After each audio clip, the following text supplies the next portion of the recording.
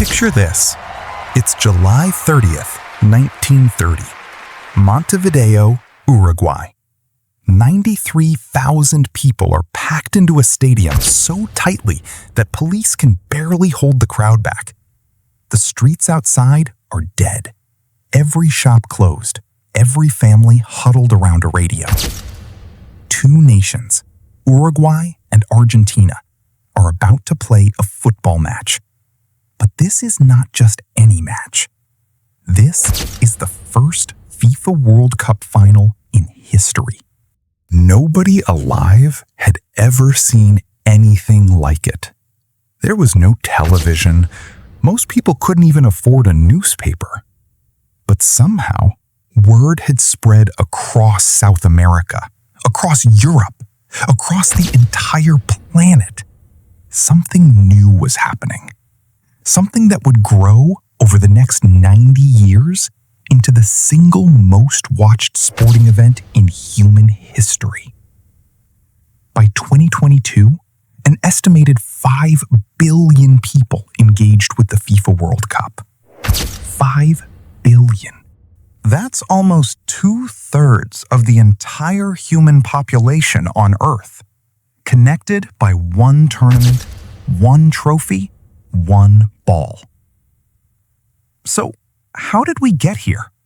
How did a simple idea, let every nation send its best footballers and see who wins, become the greatest show on Earth?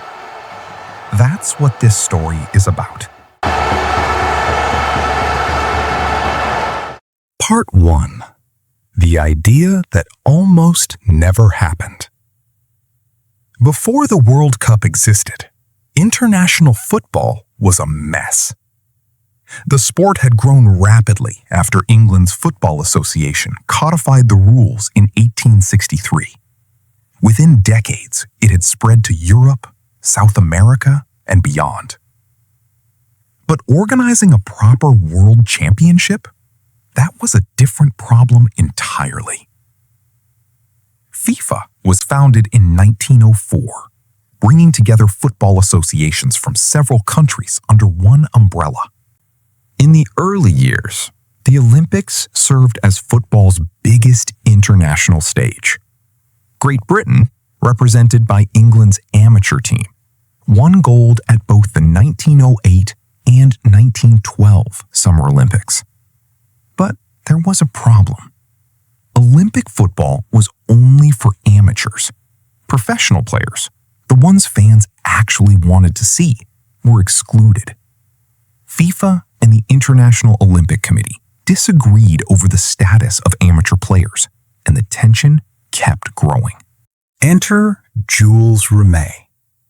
Rimet became FIFA president in 1921, and he had a singular obsession: create a World Football Championship that was open to everyone, professional and amateur alike. A tournament completely separate from the Olympics, one that FIFA controlled entirely. It was a bold idea, and it almost died before it started. With Uruguay now a 2-time Olympic football champion and about to celebrate its centenary of independence in 1930, FIFA chose Uruguay as the host. Seemed logical. But here's the problem. Uruguay is in South America. For European teams, traveling there meant weeks on a ship across the Atlantic Ocean, in the middle of the Great Depression, at their own expense. No European country pledged to send a team until 2 months before the start of the competition. Rimet eventually persuaded teams from Belgium, France, Romania, and Yugoslavia to make the trip. 4 teams from an entire continent. In total, 13 nations took part.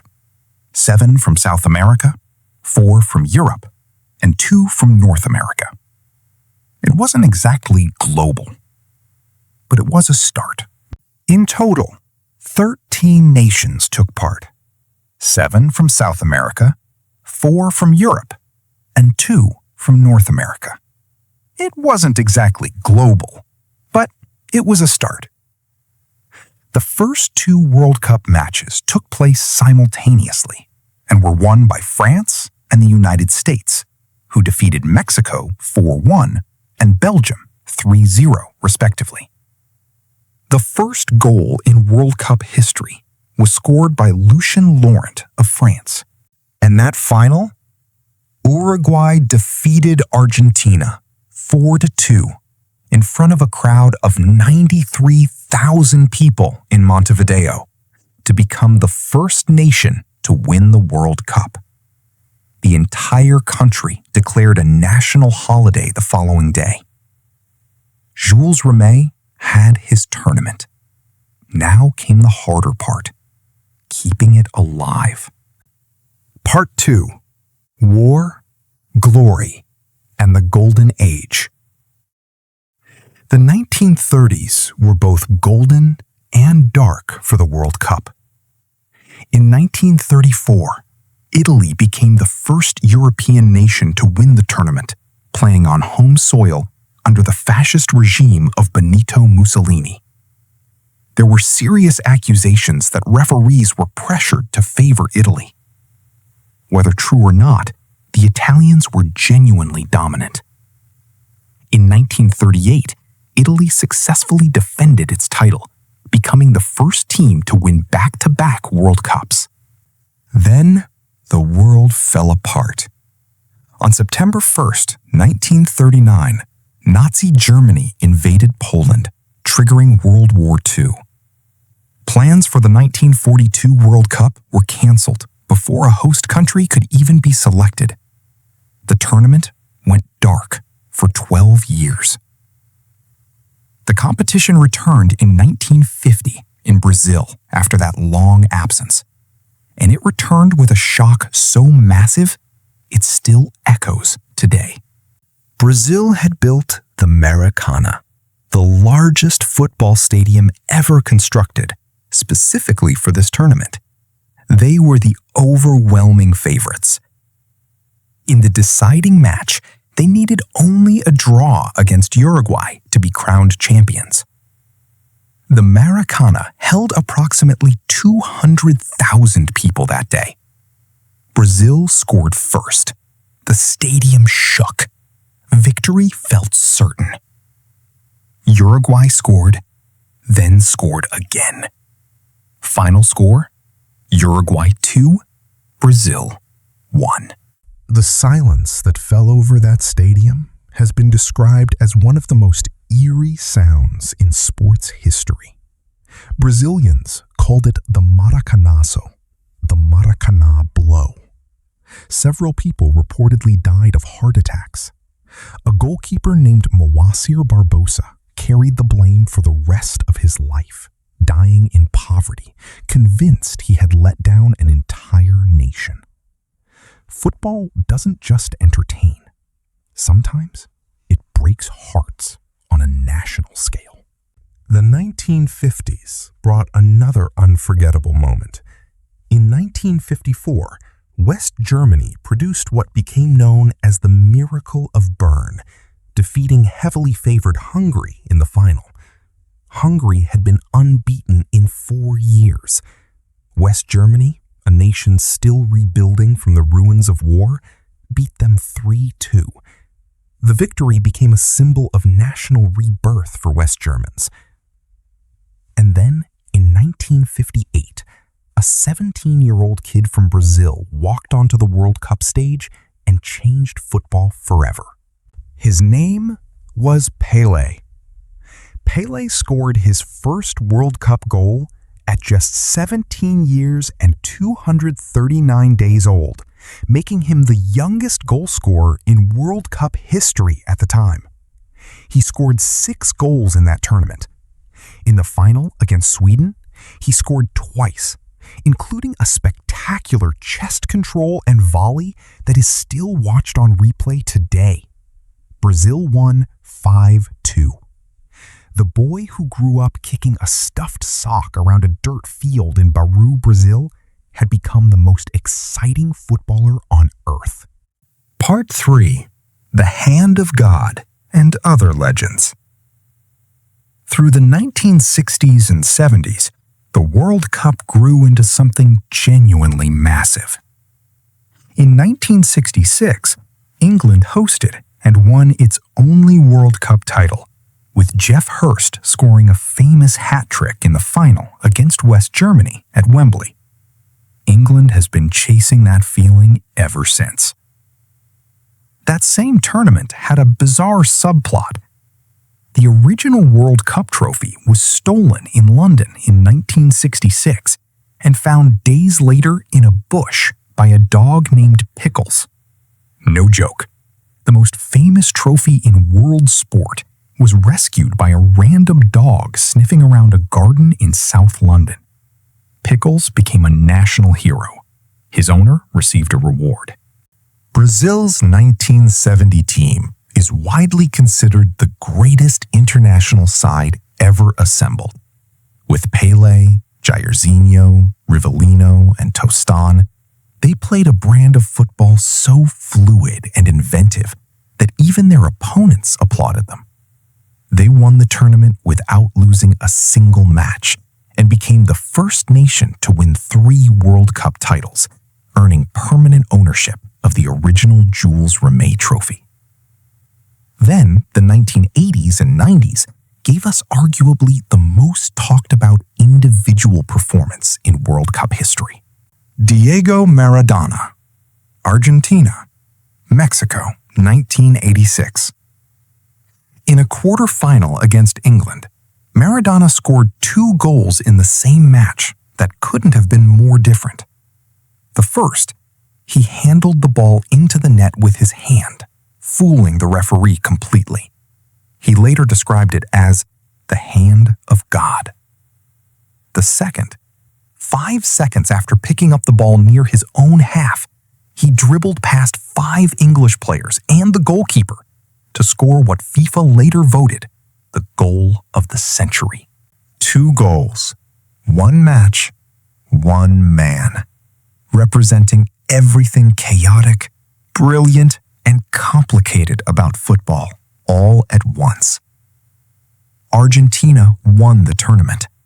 Maradona became a god, not just in Argentina, but across the entire football world. Part 4. The Modern Era and the Billion-Viewer Final. The 1990s and 2000s saw the World Cup expand. More teams, more nations, bigger stages. The 1994 World Cup in the United States drew skepticism from European purists. America barely cared about football, but attendance records were shattered. The tournament was a commercial and sporting success. Football had arrived in America. France 1998 gave the world a new superstar in Zinedine Zidane, as the host nation defeated Brazil 3-0 in a final where Ronaldo, the Brazilian striker, then the best player on earth, appeared on the team sheet but was visibly unwell and barely played. The circumstances remained mysterious for years. The 2002 tournament, co-hosted by South Korea and Japan, the first World Cup ever held in Asia, produced the biggest upset the tournament has ever seen. South Korea reached the semifinals, defeating Spain, Italy, and Portugal along the way. Senegal eliminated the defending champions France in the opening match. Brazil, led by a fully recovered and unstoppable Ronaldo, won the title with 2 final goals against Germany. And then came 2014. Brazil hosted the World Cup again. And in the semifinal, Germany did something that still feels surreal when you say the numbers out loud. Germany 7, Brazil 1. In Brazil, in front of 74,000 stunned Brazilians. 7 goals in the first 59 minutes. The host nation, in their own country, humiliated in a way that made the Maracanazo of 1950 look mild by comparison. Brazilian fans were photographed crying in the stands. Players collapsed on the pitch. Germany went on to win the final against Argentina. It was called the Mineirazo, named after the Mineirão Stadium in Belo Horizonte. And like all great World Cup moments, it will never be forgotten. Part 5. Messi, Qatar, and the greatest story ever told. For most of his career, the one question that shadowed Lionel Messi was this: can a player be called the greatest of all time without a World Cup? He had won everything at club level with Barcelona: multiple Ballon d'Or awards, Champions Leagues, La Liga titles. But at the World Cup, Argentina lost the 2014 final to Germany, lost in the semifinals in 2018. Then came Qatar 2022. Argentina won their third title at the 2022 World Cup, defeating France in the final. The match itself was one of the greatest finals ever played. Argentina led 2-0 with 10 minutes remaining. France, through Kylian Mbappe, scored twice to level the match, then again in extra time to make it 3-3. Mbappe had scored a hat trick. It went to penalties. Argentina held their nerve. Messi finally had his World Cup. The engagement with the 2022 World Cup was estimated to be 5 billion people, with about 1.5 billion watching the final match. Think about that. 1.5 billion people watching one football match. Part 6. The numbers that tell the story. A few facts worth pausing on. Brazil remains the most successful nation in World Cup history, having won 5 titles. Germany and Italy have each secured 4 championships. The highest scoring match in men's World Cup history was played in 1954, in which Austria defeated Switzerland 7-5, with a total of 12 goals scored. The fastest goal in World Cup history was scored by Hakan Şükür of Turkey just 11 seconds into a match in 2002. Roger Milla of Cameroon became the oldest player to score a World Cup goal in 1994, at the age of 42. He danced his corner flag celebration, and the world adored him. France's Just Fontaine scored 13 goals in the 1958 tournament, a record that has stood for nearly 70 years and may never be broken. And as of 2026, Lionel Messi has scored 18 World Cup goals across 6 tournaments, making him the all-time leading scorer in the competition's history. The 2026 World Cup features 48 teams competing across the United States, Canada, and Mexico, the largest edition in the tournament's history. So, here we are, nearly a century after 13 nations gathered in Uruguay for a football competition that half of Europe refused to attend. What started as Jules Rimet's stubborn dream, that football could unite nations, that competition could be beautiful, that the whole world could share a moment, has become exactly that. The FIFA World Cup is the closest thing humanity has to a shared experience. It has survived 2 world wars. It has outlasted empires and governments. It has produced villains and heroes, heartbreaks and miracles. It has given us Pele at 17, Maradona's hand and his genius, Zidane's elegance, and Messi's tears turning into gold in Qatar. Every 4 years, the world stops arguing about almost everything else for a month and watches football. That's not a small thing. That's something quite extraordinary. Winning the FIFA World Cup is the highest achievement in international football. But the tournament itself, the drama, the upsets, the impossible moments, that's what makes it worth watching. The story of the World Cup is still being written, and wherever you are right now, you're part of the audience for the next chapter. Thanks for listening. You've just traveled through nearly a century of football history, from a rain-soaked stadium in Montevideo to the lights of Qatar. The World Cup isn't just a tournament. It's proof that a single sport can make the whole world hold its breath at the same time. If this story inspired you, share it with someone who loves the game, or someone who's never watched a single match, because that's exactly how football has always grown, one person at a time. Until next time, keep watching, keep believing, and never count out the underdog.